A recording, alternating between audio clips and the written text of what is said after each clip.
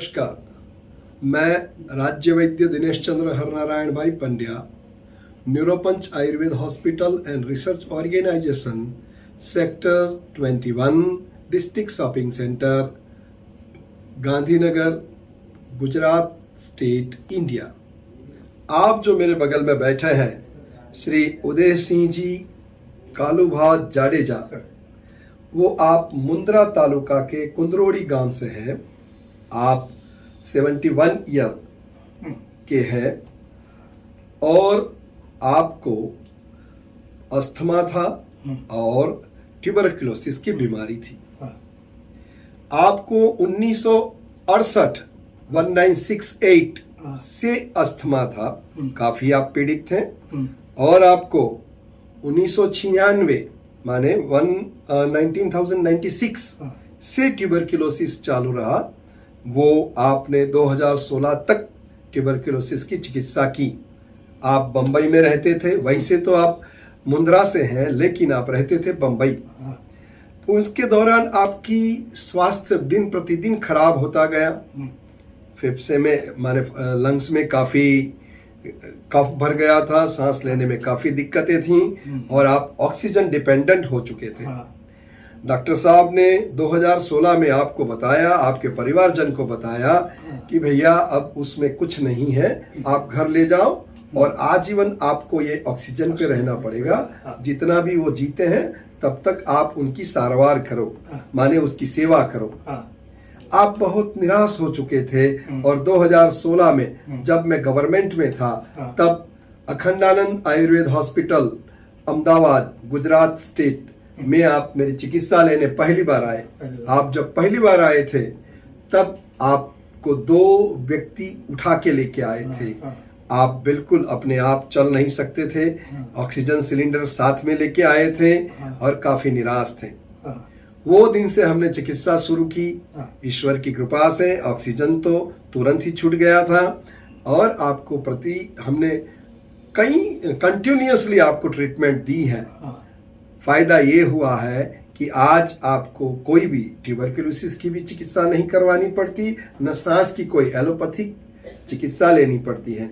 आप पूर्णतः आयुर्वेद पे डिपेंडेंट हैं और आपको बहुत अच्छा परिणाम मिला है। हाल ही में आपको कोरोना पॉजिटिव हुआ था और वहाँ के जो अथॉरिटी थी, सबसे बड़ी हॉस्पिटल थी, उन लोगों ने उसको दाखिल करने के लिए ना कह दिया था कि नहीं, ये केस में कुछ है नहीं, ये बचेंगे नहीं, आप उनको घर ले जाओ और उसकी सेवा करो। फिर भी आपने मेरे यहाँ से कोरोना की चिकित्सा मंगवाई और आप बिल्कुल स्वस्थ हैं। जैसा आप देखते हैं, ये अभी मुंद्रा से आए हैं। ये कुछ बातें हम उन्हीं की मुख से सुनेंगे, वही बयान करेंगे कि आपको पहले क्या था और अब कैसा है। उदय सिंह जी, आप अपनी पूरी बात यहाँ बताएं। आप थोड़ा लाउडली बोलिएगा। बराबर। मेरा नाम है जाडेजा उदय सिंह कालूभा, मुंद्रा तालुका और कच्छ से मैं हूँ। मैं 16 तो मेरे को कफ का बहुत तकलीफ था, मैं चल नहीं सकता था और ऑक्सीजन पे था पूरा। तो पंड्या साहब के पास लेके आए और मैं जब से ट्रीटमेंट चालू की 4 साल तक वो ट्रीटमेंट चालू रहा और 15 दिन के अंदर मेरा ऑक्सीजन निकल गया था। 15 दिन से ट्रीटमेंट चालू करने के बाद 15 दिन में ऑक्सीजन निकल गया था। तो उसके बाद मैं ट्रीटमेंट रेगुलर चालू रखा और खाने पीने के एकदम परहेजी रखी और दवा चालू 4 साल में एकदम। आज मेरे को कफ का कोई तकलीफ नहीं है। तो और अभी 2 महीने पहले मेरे को कोरोना हो गया। तो कोरोना के लिए सब हॉस्पिटल में मैं गया उधर, तो डॉक्टरों ने कर दिया इसका फेफड़ा तो पूरा डैमेज है, तो इसका हम दवा नहीं कर सकता है। तो छोकरे लोग को बोल दिया उसको घर पे लेके जाओ। तो बच्चे लोग ने घर पे लेके आया। तो मैं बोला आप एक काम करो, आप ना पंड्या साहब को फोन करो या मेरा रिपोर्ट उधर भिजवा दो। अगर पंड्या साहब जो भी बोलेगा मेरे को मंजूर है, जो भी बोलेगा। फिर यहाँ मैं रिपोर्ट भेजा और आपने जो दवाई भिजवाई वो 10 दिन की दवाई थी। 10 दिन का मैं कोर्स किया घर पे और एकदम स्वस्थ। आज एकदम फिट है। बढ़िया। ये जो परिणाम आपने देखा हाँ। वो आयुर्वेद का है। बहुत ये परिणाम मेरा निजी नहीं है, ये क्रेडिट आयुर्वेद को है कि आयुर्वेद में ऐसी कई औषधें हैं, रसौषधियाँ सबसे ज़्यादा इफेक्टिव हैं। लोग डरते हैं कि रसौषधि से ये डैमेज होता है, वो डैमेज होता है। मेरा पूरा जीवन रसौषधि के साथ गया, भस्मों के साथ गया। मैंने कभी भी, यदि हमने सही फार्मेसी की जो रसौषधि है उसका इस्तेमाल किया है तो उसका साइड इफेक्ट कभी नहीं आता है। मात्रा जो है वो डोसिस है, वो तो वैद्य को सोचना है कि कितनी मात्रा देने से मरीज को नुकसान नहीं होगा। और अच्छी कंपनी की यदि आप रसौषधि इस्तेमाल करते हैं तो कभी नुकसान नहीं करती। तो ये सब बातें अपने आप में माने रखते हैं। जाडेजा साहब, ये वीडियो हम जनहित में, आप जैसे कई मरीज हैं जिसको अस्थमा है, जो ट्यूबरक्लोसिस की दवा खाकर रजिस्ट हो चुके हैं, इन लोगों के लिए ये उनके हितार्थ ये हम वीडियो नेट पे डालना चाहते हैं, इंटरनेट पे डालना चाहते हैं। आपकी अनुमति है जी? उसकी जडेजा साहब की बात के साथ मुझे एक और बात बतानी है। आपके दोस्त, उनको कोरोना हुआ, कोरोना होने के बाद आप माने उसको फंगस हो चुका था, और फंगस में, साइनस में फंगस होने से ऑपरेट करके साइनस को वहां ऑपरेट करके निकाल दिया गया।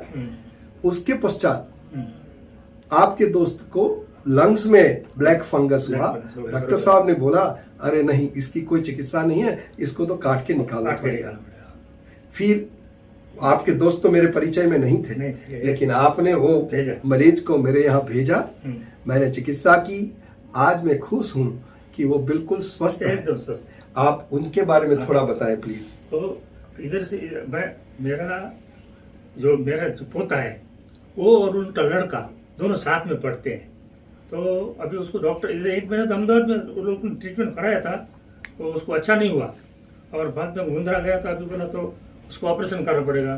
तो अभी वो उसका जो लड़का था ना, वो बोला कि जो अजय है उसका दादा का जो ट्रीटमेंट है वो अहमदाबाद से वैद्य की दवा है, कोई अभी कौन है मेरे को मालूम नहीं है, आप उनको बुलाओ।